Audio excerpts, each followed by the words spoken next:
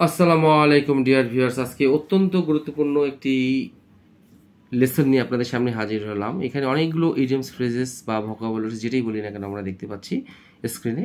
তো এগুলো ব্যবহার করে আজকে কিভাবে সুন্দর করে ইংরেজিতে কথোপকথন বা সুন্দরভাবে ইংরেজিতে লেখা যায় বা বলা যায় তা জেনে নিই।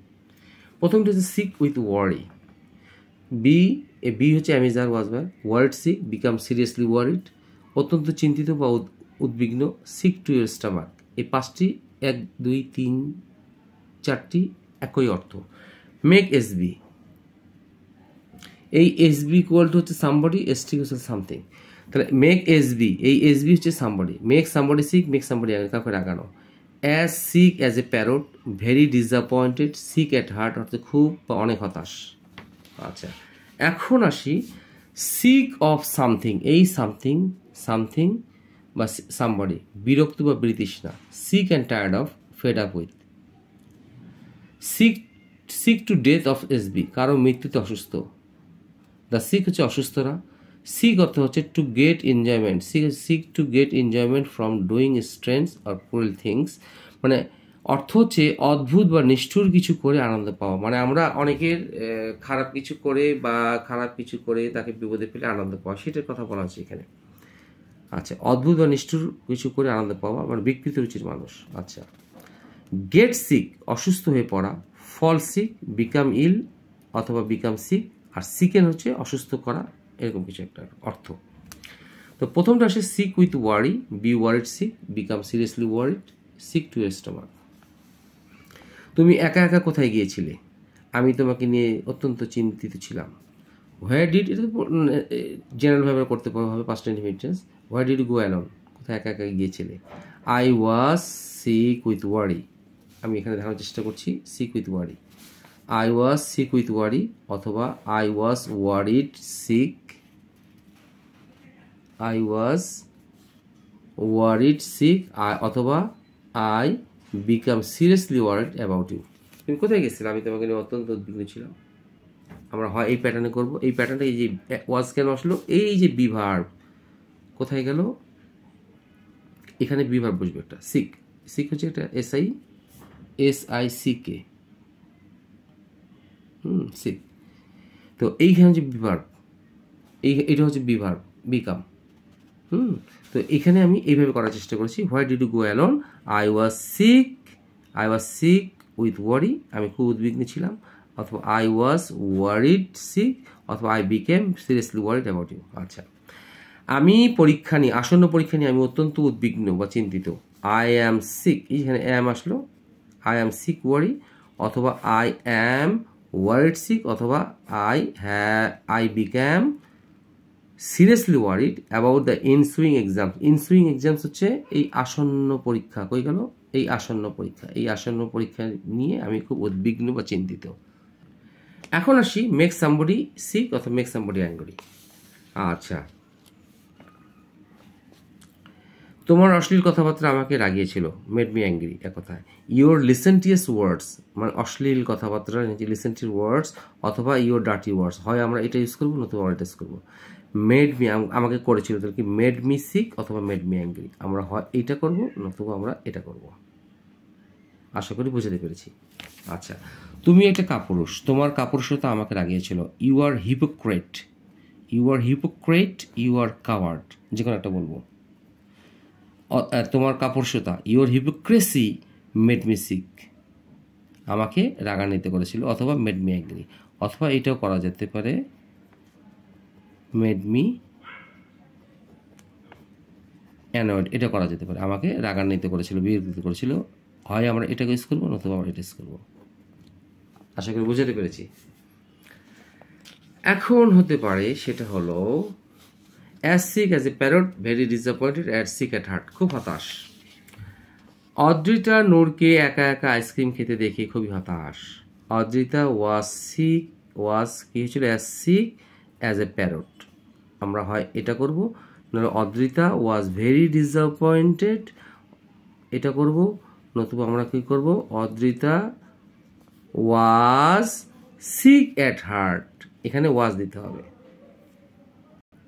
আমি এখন এখানে ওয়াজ দিয়েই দিচ্ছি।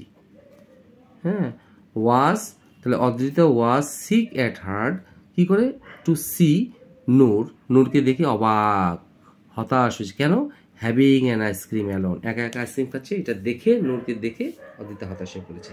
আশা করি বোঝাতে পেরেছি। এখন পরের পেজে চলে যাই। এই পরের পেজে যাওয়ার আগে যেটা দেখি, সিক অফ সামথিং এসবি বিরক্তি বা বিতৃষ্ণা, sick and tired of, fed up with. আমরা এই শব্দটাতে বেশি পরিচিত, তো দেখে নিই 5 নম্বর এক্সাম্পলটি। 6 নম্বর এবং 7 নম্বরটা একই। আচ্ছা, আম্মু আমার ঘ্যানঘ্যানানি ও প্যানপ্যানানি, ঘ্যানঘ্যানানি প্যানপ্যানানি তে খুব বিরক্ত। Mother is sick of, mother is sick of, mother is tired of, mother is fed up with, mother is sick and tired of my grumbling and mumbling. এই গ্রাম্বলিং অ্যান্ড মাম্বলিং, MUMBLA, মাম্বলিং অর্থ হচ্ছে ঘ্যানঘ্যানানি আর প্যানপ্যানানি। আশা করি বুঝাতে পেরেছি। তাহলে কি হবে, mother is sick of my grumbling and mumbling, mother is tired of my grumbling and mumbling, mother is fed up with my grumbling and mumbling, mother is sick and tired of my grumbling and mumbling. আচ্ছা, জান্নাত সুমিকে একেবারে সহ্য করতে পারছে না।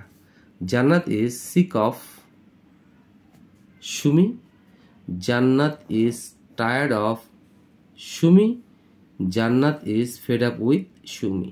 সুমিকে একেবারে সহ্য করতে পারতেছে না, মানে দেখতেই পারতেছে না, সহ্য করতে পারতেছে না। আচ্ছা আচ্ছা, এখন 8 নম্বরটাও দেখি। আমি তোমার চামচাগিরিতে প্রতি বিরক্ত, সিক অফ।